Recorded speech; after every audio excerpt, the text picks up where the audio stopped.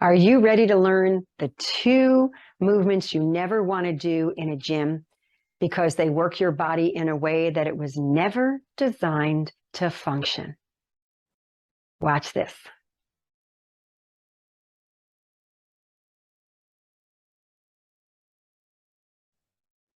So I'm going to demonstrate right now 2 different movements that really don't align with authentic human movement. I'm going to use this simple bench here because I don't happen to have a gym where I've got a camera set up. So I don't have the perfect equipment to demonstrate this, but I'm thinking you'll get the idea.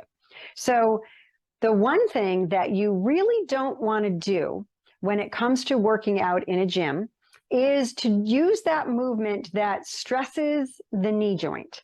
And I'm going to show you what I mean by that. How many people sit on those machines and you put your feet behind the little brackets and you're pushing up against resistance to straighten your knees? Now, I admit I used to do this years ago, right? I would turn my toes in, I would turn my toes out, I would lean forward, I would lean back. I would try to get all 4 of those quads because that was the whole point of doing the exercise. But I've since learned some things, right? Many years later, as somebody who's invested, I cannot tell you how much time and resources in becoming expert about authentic human function and movement. This is not a good thing to be doing for your knees. It creates all kinds of shear force on the knee, but you really, and I'll get into some detail after I show you the movements for those of you who don't care about the detail, but you don't want to be doing this. You just don't want to be doing this. And if you're sitting in a chair or you're sitting anywhere, when do you do this motion? I don't know. You tell me. Write it in the comments. Tell me when you do this motion, except for maybe showing your shoes to a friend that you just got new shoes, right? But you're not doing it against resistance. I mean, I remember putting my grandkids on my feet and I'd do this, right? And like let them have fun. But it's not really a functional thing that we want to repetitively do. Okay. The other movement that I want to show you, we're talking about the back side of the thighs now instead of the front. We're talking about the hamstrings. So how many of you go into the gym and you get in the machine where you can put your foot in front of it, right? So now you've got something behind the ankle. You might lean forward a little bit, depending on the machine, and you bend your knee and you push against resistance. Now, again, this is not functional, authentic movement. Now, some of you might even do the machines where you lay down, right?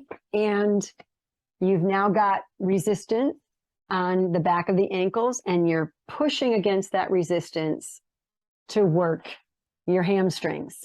And you'll feel your hamstrings working because they are getting shorter to bend the knee. So they are working, but is it real, authentic human movement? No. So let me explain some things here. When it comes to your quadriceps, their priority in life is to control the movement of your kneecap.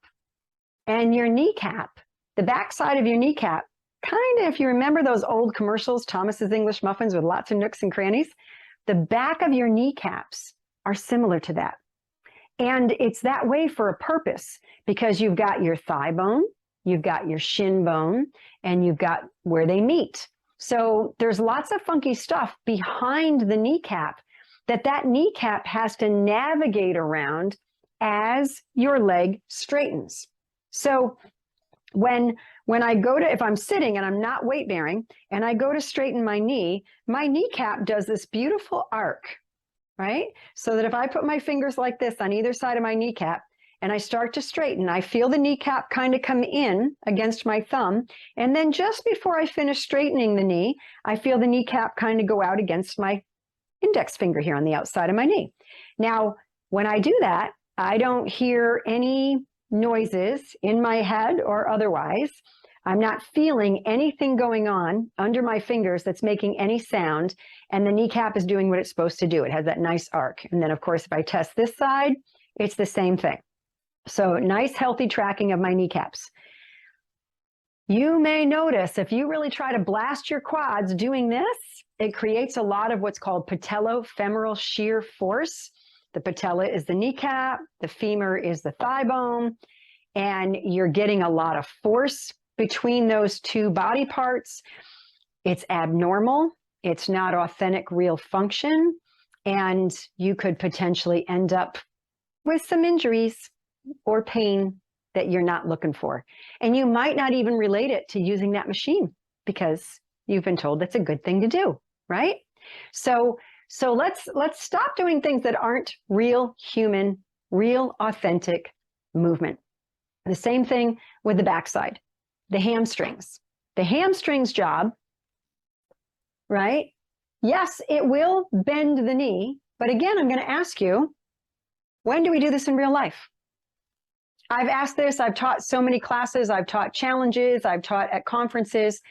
The only time I ever had anybody answer me when we do that in real life is like the real old movies, and if you're my age, you'll remember them, and the woman and the man are kissing and her leg goes up, right? But it's not against resistance. So what are we doing? We're trying to blast our hamstrings in an abnormal, inauthentic movement. And we're doing it repetitively, over and over and over and over and over. Well, again, we're risking some injury. We're risking tendinitis, tendinosis, anything that itis that we don't want, right? Bursitis, because we're aggravating body parts. We're potentially injuring body parts in a way that our body isn't designed to use that way.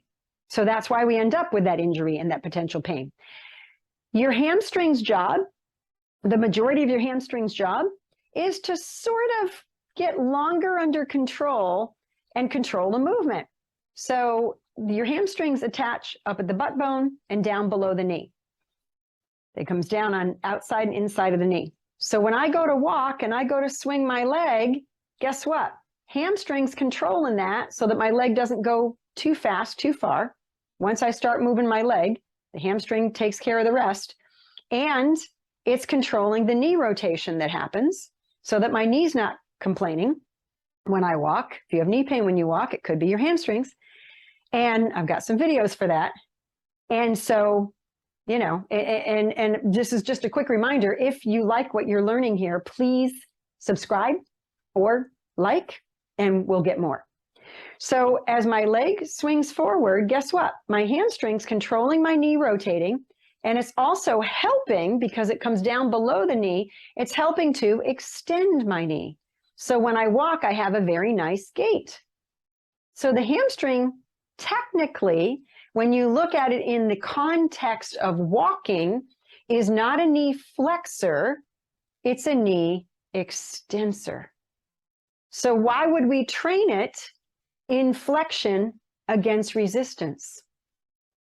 If you like to walk, if that's one of your favorite exercises, the last thing you want to do is train your hamstrings like this against resistance, whether you're standing or whether you're laying down.